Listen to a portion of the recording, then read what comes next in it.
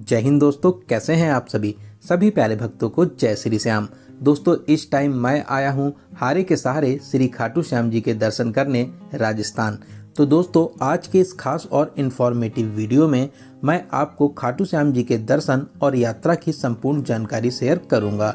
अगर आप भी श्री खाटू श्याम जी के दर्शन करने राजस्थान आने की प्लानिंग कर रहे हैं तो ये वीडियो आपकी बहुत हेल्प करेगा। इस वीडियो में हम लोग बात करेंगे आप यहाँ तक कैसे पहुँचेंगे, यहाँ पर रुकने के लिए आपको होटल या धर्मशाला कहाँ पर लेना चाहिए, यहाँ पर दर्शन करने का सही तरीका क्या रहता है, यहाँ पर खाने पीने की कैसी व्यवस्था है और वीडियो के लास्ट में बात करेंगे संपूर्ण बजट की। तो A to Z complete information के लिए वीडियो को बिना स्किप किए पूरा जरूर देखें। तो चलिए आज मेरे साथ दर्शन करिए खाटू के नरेश श्री श्याम बाबा जी के। दोस्तों, खाटू श्याम जी का ये अलौकिक और दिव्य दरबार राजस्थान के सीकर जिले के खाटू गांव में स्थित है, जो जयपुर से लगभग 80 किलोमीटर की दूरी पर स्थित है। पूरे साल लाखों भक्त बाबा के इस दरबार में दर्शन करने के लिए आते हैं। ऐसा माना जाता है जब आप हर जगह से हार जाएं तो एक बार इस अलौकिक दरबार में जरूर आइए। यहाँ पर दर्शन करने से आपके सभी बिगड़े काम जरूर बनते हैं। इसीलिए श्री श्याम बाबा को हारे का सहारा भी कहते हैं। तो श्री खाटू श्याम जी का नाम लेकर एकदम शुरू से शुरू करते हैं और जानते हैं कि आप यहाँ तक कैसे पहुँचेंगे। सबसे पहले बात करते हैं ट्रेन की। अगर आप ट्रेन से आ रहे हैं तो यहाँ का नियरेस्ट रेलवे स्टेशन रींगस में है। यहाँ तक के लिए आपको कुछ प्रमुख स्टेशनों से डायरेक्ट ट्रेन भी मिल जाती है, लेकिन जयपुर रेलवे स्टेशन की कनेक्टिविटी बहुत ही ज़्यादा अच्छी है। हर प्रमुख स्टेशन से जयपुर तक के लिए आपको डायरेक्ट ट्रेन मिल जाती है। ज़्यादातर लोग ट्रेन के माध्यम से जयपुर ही आते हैं। जयपुर से आप बस या टैक्सी के माध्यम से खाटू श्याम तक पहुँच सकते हैं। रेलवे स्टेशन से ई-रिक्शे में 20 रुपये का किराया देकर आप आ जाइए सिंधी कैंप बस स्टैंड के पास में। यहाँ से आपको सरकारी और प्राइवेट दोनों तरह की बसेस मिल जाएंगी। सरकारी बस में आपसे 70 से 80 रुपये का चार्ज करते हैं, वहीं प्राइवेट बस में नॉन एसी में 100 रुपये और एसी बस में आपसे 120 रुपये का किराया लिया जाता है और बस वाले आपको श्याम द्वार के पास में ड्रॉप कर देते हैं। यहीं पर यहाँ का सरकारी बस स्टैंड भी बना हुआ है, तो आप आराम से बस के माध्यम से यहाँ तक आ सकते हैं। वहीं दोस्तों, अगर आप रींगस रेलवे स्टेशन पर उतरते हैं तो यहाँ से खाटू श्याम मंदिर की दूरी 16 किलोमीटर रह जाती है। यहाँ से आपको ई रिक्शा और बुलेरो आराम से मिल जाएंगी। बुलेरो और ई रिक्शा वाले आपसे 40 से 50 रुपये का चार्ज करते हैं और आपको गेट के पास में ड्रॉप कर देते हैं। वहीं आसपास के राज्यों और शहरों से यहाँ तक के लिए आपको डायरेक्ट बस भी मिल जाती है। बहुत से शहरों से टूर एंड ट्रेवल्स वाले यहाँ तक की यात्रा भी करवाते हैं। तो अगर आपके शहर से यहाँ तक के लिए बस की फैसिलिटीज मिलती हैं तो आप आराम से बस के माध्यम से भी आ सकते हैं। बात करें फ्लाइट की, अगर आप फ्लाइट से आना चाहते हैं तो जयपुर में इंटरनेशनल एयरपोर्ट बना हुआ है। आप जयपुर तक आने के बाद में बस या टैक्सी के माध्यम से खाटू श्याम तक पहुँच सकते हैं। वहीं दोस्तों, बहुत से लोग अपनी खुद की कार से भी यहाँ तक आते हैं। यहाँ तक आने के लिए ये भी एक अच्छा तरीका रहता है। बस स्टैंड के पास में ही बहुत ही बड़ी पार्किंग एरिया है। यहाँ पर आपको स्नान करने और फ्रेश होने के लिए भी बहुत ही अच्छी व्यवस्था मिल जाती है, तो आप आराम से यहाँ पर अपनी कार को पार्क कर सकते हैं। तो चलिए, बहुत ही प्यारा सा सफ़र पूरा करके अब हम लोग आ चुके हैं खाटू श्याम जी के दरबार खाटू धाम में। दोस्तों, सामने ही आप तोरण द्वार देख रहे हैं, इसको वैकुंठ द्वार भी कहते हैं। यहाँ से खाटू मंदिर की दूरी लगभग 1.5 किलोमीटर की रह जाती है। श्री श्याम द्वार के पास में भक्तों की बहुत ही ज्यादा भीड़ भाड़ रहती है। यहाँ पर भक्त आपको श्याम जी के गीतों पर झूमते और गाते मिल जाएंगे। आप यहाँ पर इस भक्ति में शामिल जरूर होइए, आपको यहाँ पर बहुत ही ज्यादा अच्छा लगेगा। तो चलिए, अब हम लोग जानते हैं यहाँ पर रुकने के लिए होटल या धर्मशाला कहाँ पर लेना चाहिए और इनके क्या रेट्स रहते हैं।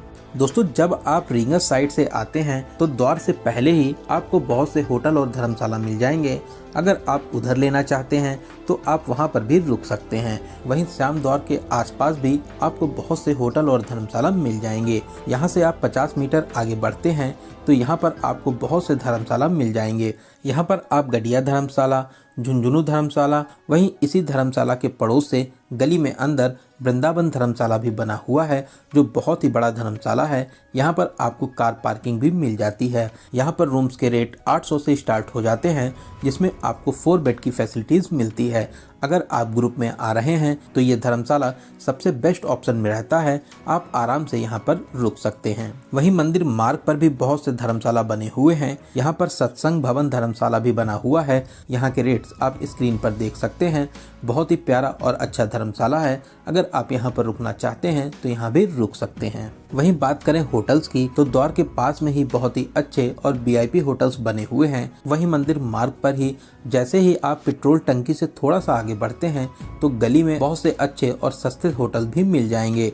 साथ ही मंदिर मार्ग पर भी बहुत से होटल्स बने हुए हैं। यहाँ पर आप होटल श्याम में रुक सकते हैं, श्री श्याम जी गेस्ट हाउस में रूम ले सकते हैं और भी बहुत से अच्छे होटल्स हैं, उनमें रूम ले सकते हैं। यहाँ पर होटल्स के रेट 800 से स्टार्ट हो जाते हैं।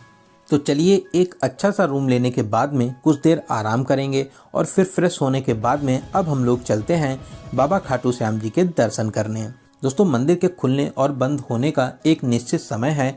मंदिर सुबह 5:30 बजे खुलता है और फिर दोपहर में 1 बजे आरती होने के बाद में बंद हो जाता है।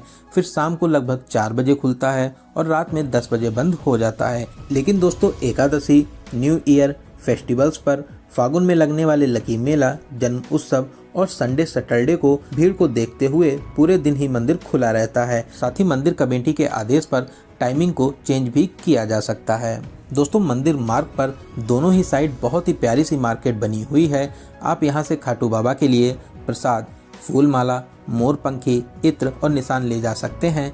यही खाटू श्याम जी को चढ़ता है। तो मेन मार्केट से होते हुए अब हम लोग आ चुके हैं मंदिर के एंट्री पॉइंट पर। दोस्तों यहाँ पर बहुत ही ज़्यादा भीड़ भाड़ होती है। भीड़ को कंट्रोल करने के लिए रेलिंग की व्यवस्था की गई है। बहुत ही अच्छे तरीके से रेलिंग को लगाया गया है। बाबा का जयकारा लगाते हुए आगे बढ़ेंगे। भक्त बाबा जी को लखदातार, शीश के दानी, नीले घोड़े वाले, हारे के सहारा, 3 बाणधारी, खाटू नरेश और भी बहुत से नामों से बाबा का जयकारा लगाते हैं। तो खाटू श्याम जी के जयकारे और भजनों को गुनगुनाते हुए अब हम लोग आ चुके हैं मेन मंदिर में। यहाँ पर आप बाबा जी के अलौकिक और दिव्य दर्शन को प्राप्त कर सकते हैं। दोस्तों सच में बहुत ही सच्चा दरबार है। यहाँ पर आपको बहुत ही ज्यादा शांति मिलेगी। खाटू श्याम बाबा आपकी सभी मनोकामनाओं को जरूर पूरा करेंगे। दोस्तों कमेंट बॉक्स में जय श्री श्याम जरूर लिखते चलें। दोस्तों खाटू श्याम जी का संबंध महाभारत काल से माना जाता है। बाबा जी का दूसरा नाम बर्बरीक है।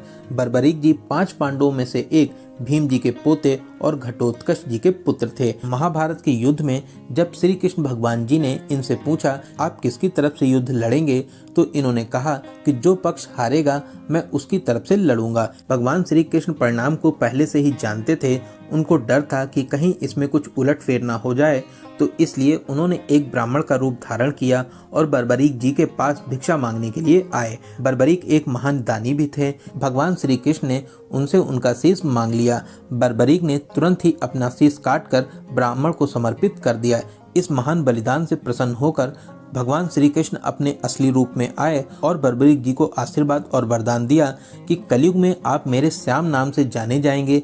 जैसे जैसे कलयुग बढ़ेगा आपका यश और प्रसिद्धि और भी ज्यादा फैलेगी। आपके पास आया व्यक्ति कभी भी निराश होकर नहीं जाएगा। आप अपने भक्तों का भाग भी बदल सकेंगे। दोस्तों इसी खाटू गांव में बाबा जी का शीश अवतरित हुआ था। इसी से बाबा जी का नाम खाटू श्याम है। दोस्तों यहाँ पर दर्शन करने के बाद में अब हम लोग चलेंगे श्याम कुंड, जो यहाँ से कुछ ही दूरी पर स्थित है। दोस्तों ये कुंड बहुत ही पवित्र है। इस पवित्र जल में स्नान करने से स्किन से संबंधित सभी बीमारियां खत्म हो जाती हैं। तो आप इस कुंड में स्नान भी कर सकते हैं। श्याम कुंड से कुछ ही दूरी पर हनुमान जी का भी मंदिर स्थापित है। आप यहाँ पर हनुमान जी के दर्शन कर सकते हैं। साथ ही साथ यहाँ पर खाटू श्याम जी का भी एक छोटा सा मंदिर बना हुआ है। साथ ही यहाँ पर पवित्र कुंड भी बना हुआ है। आप यहाँ पर भी दर्शन कर सकते हैं। दोस्तों इसके अलावा मंदिर मार्ग पर ही सीताराम जी का भी मंदिर स्थापित है। ये भी बहुत प्राचीन मंदिर है। यहाँ पर भी आप दर्शन प्राप्त कर सकते हैं। चलिए अब हम लोग बात करते हैं यहाँ पर आने का सबसे अच्छा समय कौन सा रहता है। दोस्तों ऐसे तो पूरे साल ही लाखों भक्त यहाँ पर दर्शन करने के लिए आते हैं, लेकिन Sunday Saturday, holidays, Holi, Diwali, Ekadashi, जन्म उत्सव, न्यू ईयर और भी त्योहारों पर यहाँ पर रिकॉर्ड भीड़ होती है। होली से पहले यहाँ पर लक्की मेला भी लगता है। उस समय पर भी यहाँ पर बहुत ही ज़्यादा भीड़ भाड़ होती है। अक्टूबर से अप्रैल तक का समय यहाँ का बेस्ट टाइम माना जाता है। आप आराम से इस समय पर आकर यहाँ पर दर्शन प्राप्त कर सकते हैं।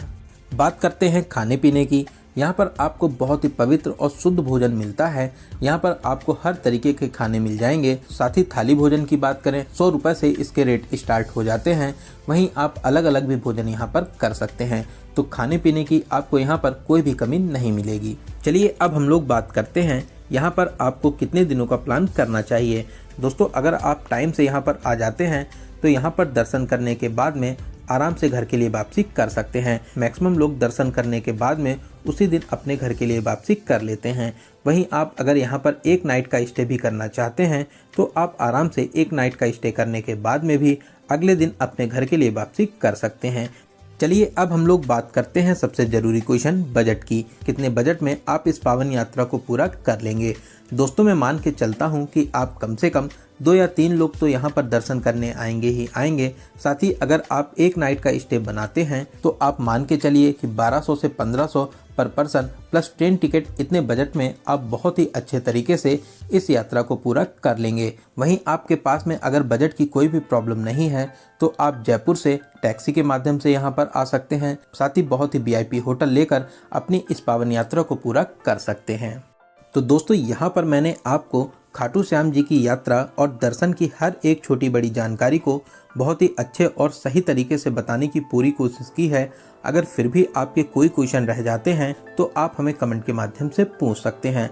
बहुत ही जल्दी आपके कमेंट का रिप्लाई दिया जाएगा। वहीं दोस्तों, अगर आपको ये जानकारी अच्छी लगी हो तो वीडियो को लाइक और शेयर जरूर करें। साथ ही साथ अगर अभी तक आप अपने चैनल यात्रा मित्र से नहीं जुड़े हैं तो प्लीज़ चैनल को सब्सक्राइब जरूर करें। साथ ही साथ बेल आइकन प्रेस करने के बाद में ऑल नोटिफिकेशन को जरूर क्लिक करें।